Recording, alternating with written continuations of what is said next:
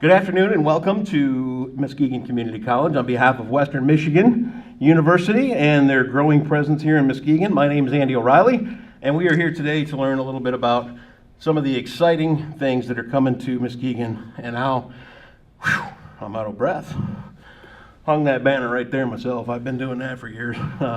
No, today's topic is going to be our port and the Muskegon port and the economic development that's going to come and what Western has to offer as far as education and enlightenment for the community. And to tell us the story about Western and the supply chain management, right behind me here is Dr. Bruce Ferrin. Give him a nice round of applause. He's going to be our speaker today.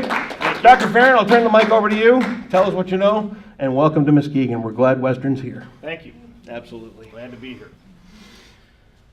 Well, as Andy said, my name is Bruce Ferran. I've been at Western for 19 years now, coming to the end of my 19th year.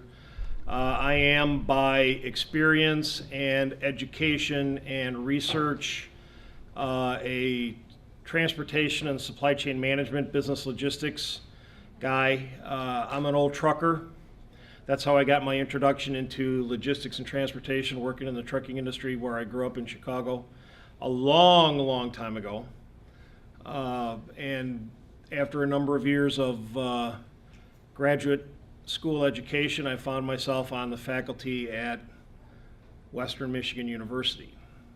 So what I'm here today to talk about is the role of transportation infrastructure investment in economic development.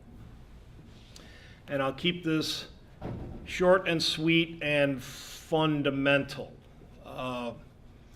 Since the Industrial Revolution, which was kind of the start of economic development, since the Industrial Revolution, economic development has really depended on good logistics, because in a developed economy, you have all of these big manufacturing processes that are located in these big manufacturing plants that are located in specific places where they produce a lot more volume of a single item than can be consumed in the area immediately around that plant. And that's the difference between an undeveloped or underdeveloped economy and a developed economy, is that highly efficient, what we used to call mass production capability. But in order to gain the economic benefits from that, you have to have the ability to disperse those regional surpluses and move the items out from where they're produced to where there's demand. And to do that, you need logistics, and you need transportation, and you need transportation infrastructure to support that.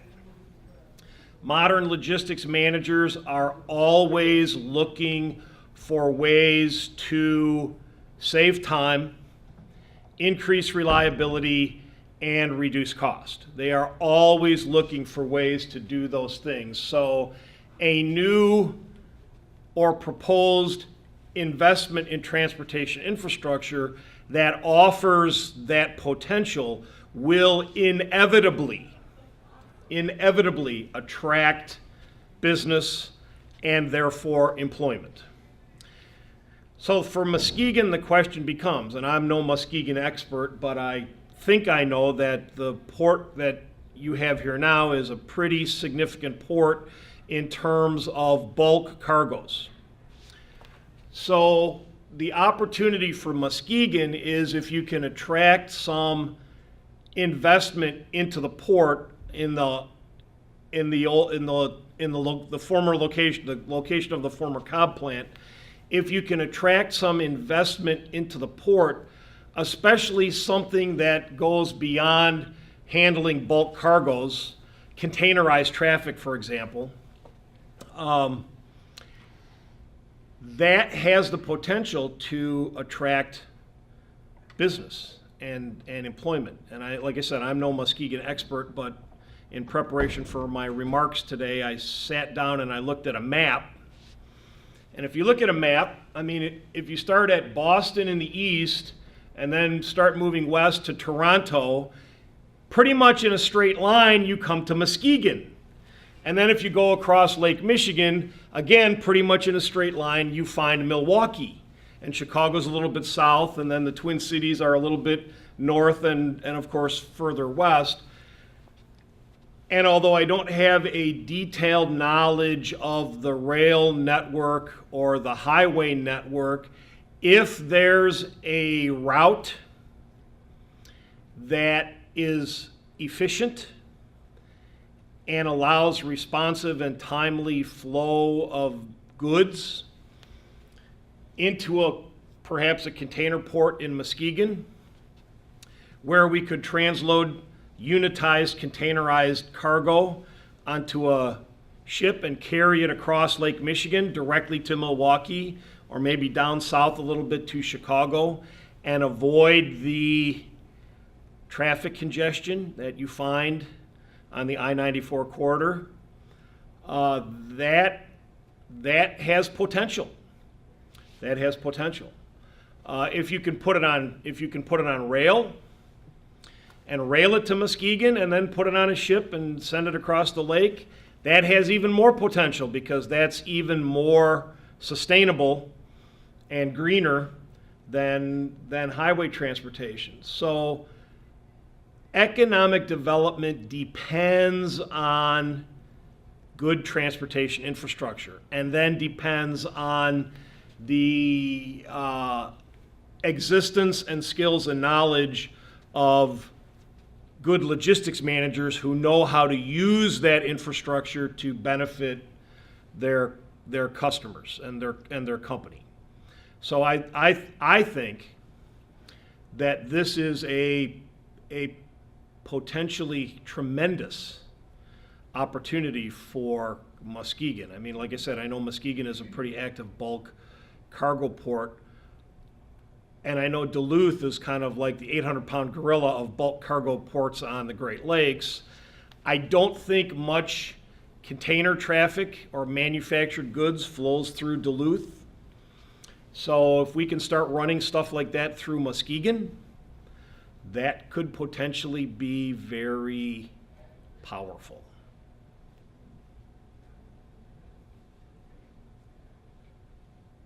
So where do we go from here? We agree. Seriously, I think it could be huge. I mean, I really do.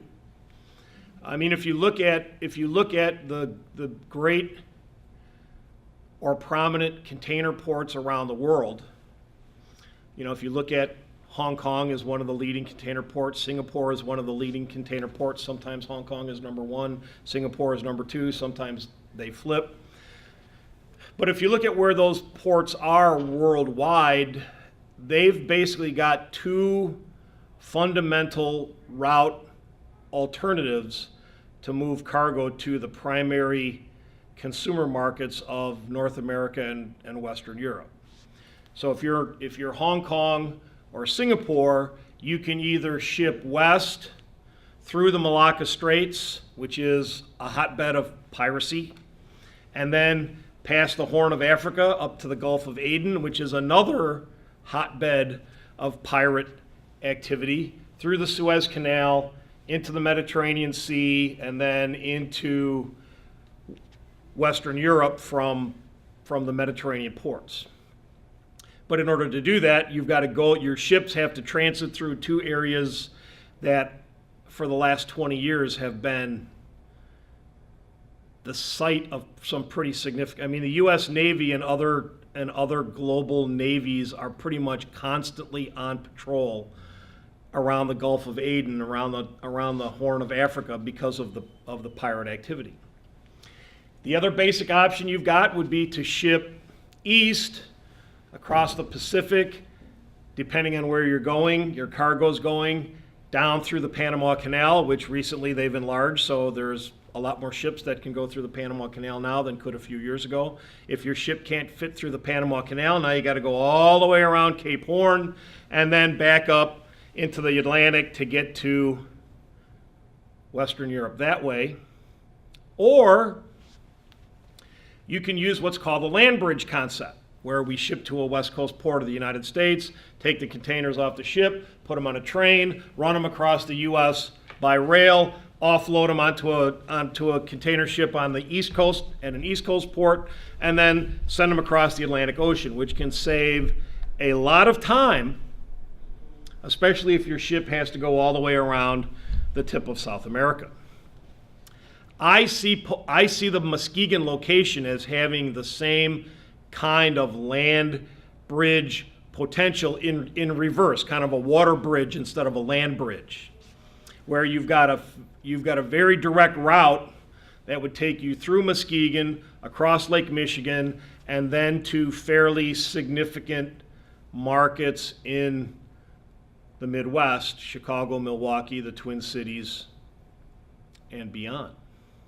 So, Doctor, you're seeing the same thing that a lot of folks in the West Michigan and in the region are seeing, is the opportunity to avoid the congestion, which is really a significant pinch point in the nation. Absolutely. Of Chicago. Absolutely.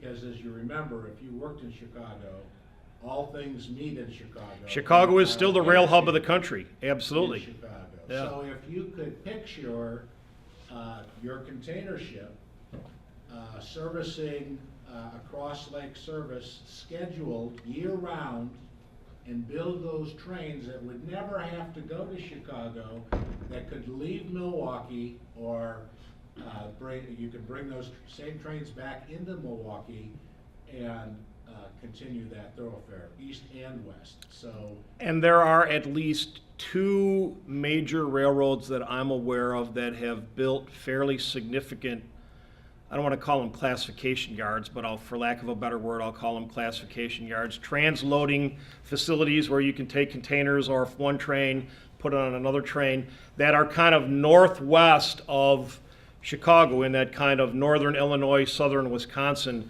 area, because they need the central location of Chicago, but they want to stay away from Chicago and avoid the very congestion and bottleneck that you're talking about. And some kind of a facility that can handle containerized, unitized cargo, higher valued manufactured goods in Muskegon could feed directly into that, I think, very nicely. to expand upon that, what we're doing is talking to some Class 1 railroads right now that will actually build trains at the ramp.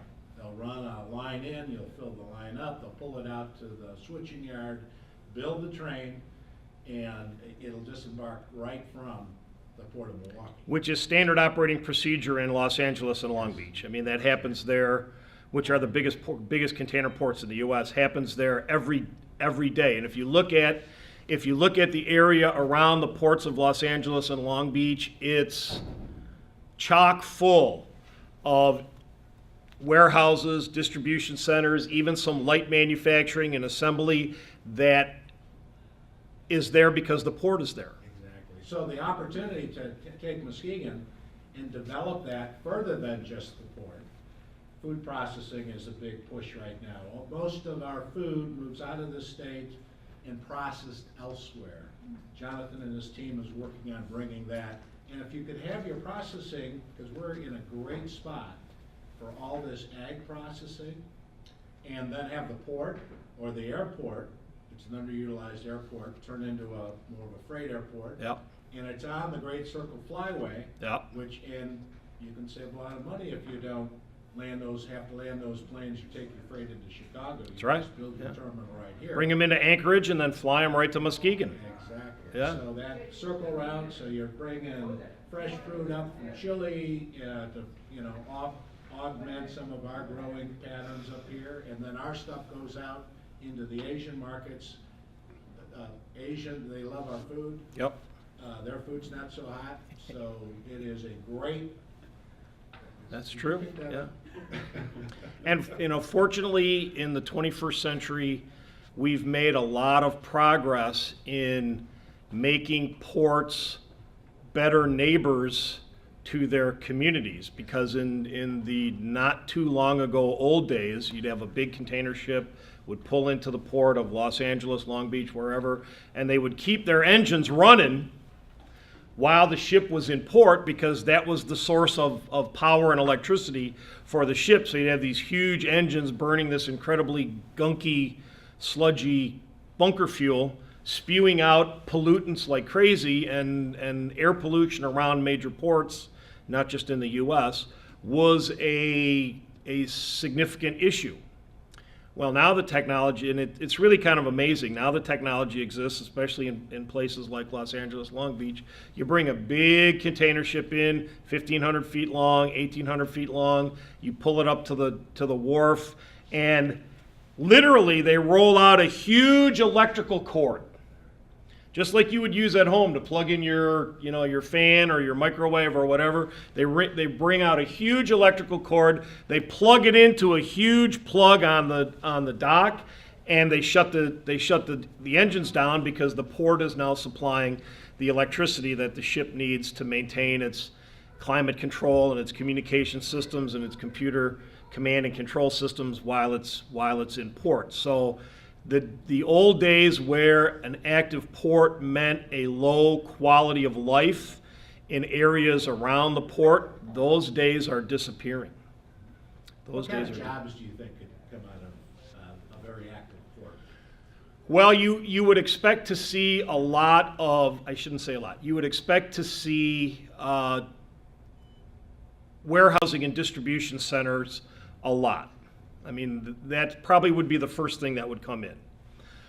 So of course you have white collar management positions and facilities like that. You have lots of blue collar labor positions in operations like that, and even in today's more automated and robotic world, you still need feet on the ground, so to speak, in the distribution center to make the operation work.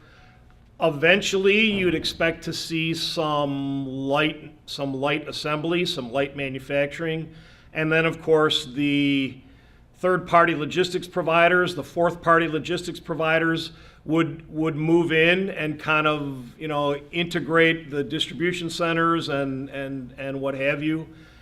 So that's what I would expect to see is storage and distribution, followed by light manufacturing, assembly, sequencing, that kind of thing, and then 3PLs and 4PLs moving in to kind of synchronize and integrate everything. And on top of that, we see a growth in some of the mariner activities. So we're going to need, they need able-bodied folks. Absolutely. They need repair folks. They need absolutely things to fuel boats and repair boats. Absolutely. All of those jobs. All you have to do is look at Duluth and the shipyards around Duluth. Look at, I think Green Bay has quite a few shipyards, not quite a few, but has some very active shipyards around Green Bay. Look at Sioux, right, where you see a very transit-oriented economy around Sioux. I would expect to see the same kinds of things happen here with the development of some kind of a containerized facility that can handle manufactured cargo. Can you talk a little bit about what Western offers people that are interested in this line of work? What can they learn from Western? That's a really good question, and I'm glad you reminded me that I wanted to talk about that. Western has an undergraduate program that we call Integrated Supply Management. And we've had that program started in the early 90s, so we're getting close to 30 years with that program. And it's very unique. There are a number of universities around the country that have programs in supply chain management, but Western's program is very unique because it includes a significant engineering component to it. So it's like the way we describe it on the faculty, the way we describe it is it's like a business major in supply chain management with a non-optional required engineering minor that goes along with it. So it's very unique, and it's also very highly regarded and very well known. We were recently ranked, within the last couple of years, depending on whose rankings you look at, we've been ranked number 5 in the country. Recently, there was somebody who came out with some rankings based more on the technology side of supply chain management. They ranked us number 2. So our program at Western is very highly regarded and typically ranks in the same echelon with programs that you'd find at more prestigious universities like Penn State and Ohio State and Michigan State and Tennessee and Arizona State. And so there's, again, a good opportunity for people in West Michigan to take advantage of that. I mean, even in 2008, 2009, at the start of the Great Recession, as employment was suffering, let's say, our students graduating from the Integrated Supply Management, or as we call it, the ISM program, they were still getting very attractive job offers. In fact, I stopped telling my wife what kind of salaries our new graduates are being offered, because with her 30 years of experience in marketing and communications, it just depresses her to hear what our 20-something alums are being offered to do supply management. We are starting to roll that program out to regional sites around the state. I have taught courses in support of that program in Benton Harbor, in Battle Creek, in Grand Rapids. I've never taught here in Muskegon. We're starting an offshoot of that program. Western's is developing quite a bit of activity in Florida.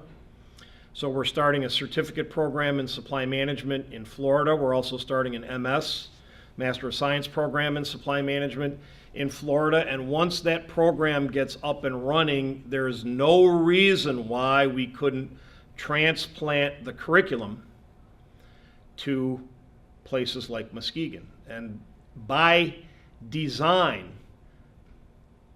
quite a bit of that curriculum will be delivered in Florida either partially face-to-face and partially online, what we call a hybrid course, or exclusively online. Muskegon is so close that it's very easy for faculty from Kalamazoo to come up here, like I've done twice today, although not to teach a class. To teach a class, it takes no longer, well, not much longer, to get to Muskegon than it does to go to Benton Harbor. I've got colleagues who actually teach in Traverse City. So it's much easier and much faster and much more convenient for faculty to travel to Muskegon than it is to Traverse City. But you get into it with something like that, you get into a kind of chicken and egg challenge, because there's got to be some glimmer of interest in the location. I mean, Battle Creek was practically a no-brainer because Kellogg's is there. So there was a built-in, if you will, interest in not just in supply management, but in business. And Benton Harbor, the same thing. Benton Harbor was kind of a no-brainer because Whirlpool is there. So you've got kind of a built-in market for both undergraduate and graduate. I've taught MBA classes in Benton Harbor, in Battle Creek, in Grand Rapids. So one of the perhaps longer term developments from the port investment in Muskegon would be to create that kind of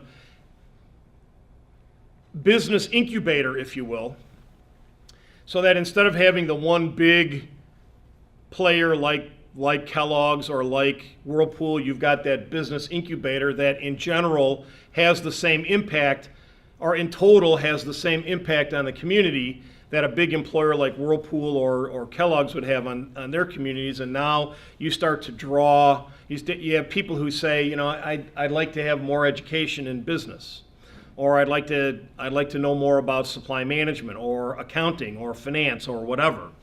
And so now Western is there to expand on our footprint that's already here. Are you starting to reach down into the high schools now and getting these kids interested early? That's another really good question, and we are. We are, and that's especially important for supply management in this country, because Supply management works so well over here that nobody ever gives it a thought. We can't get enough. Every time you walk into a store to buy something, virtually every time you walk into a store to buy something, it's there. You never think about what it took to put it there. You never think about how it got there because it's always there. So people can relate to marketing because we've all seen commercials and maybe we've done some market research studies. People can relate to accounting because we've all got checkbooks and we do our taxes. People can relate to finance because we've all borrowed money. But you don't find very many people in this country that relate to supply management because you never give it a thought. It works so well, so seamlessly, that it becomes invisible. So as these opportunities present themselves, you have to do the outreach. You have to reach out to the younger generation, which for me counts pretty much everybody. You have to do the outreach to the younger generations to tell them about the opportunities that are there for them in areas like supply management. Because otherwise, nobody grows up as a kid saying, I want to be a supply chain manager. That just doesn't happen. Kids want to be, they want to be firefighters, they want to be athletes, they want to be the next Google or Amazon founder, but nobody as a kid is sitting around telling mom and dad, I want to be a supply chain manager when I grow up. So we're starting to do that. We've always had to do that, but now as the population of high school students, especially in Michigan, is stagnating, and depending on who you listen to, some people are even saying it's decreasing. Now it becomes even more important for us to do that, which is why Western is here, why Western is in Benton Harbor, why Western is in Battle Creek, why Western is in Grand Rapids, and I shouldn't have worked Traverse City, and there's maybe one or two other in Detroit. I think we've even got a little footprint in Detroit. That's why we're doing that, because you have to go where the students are.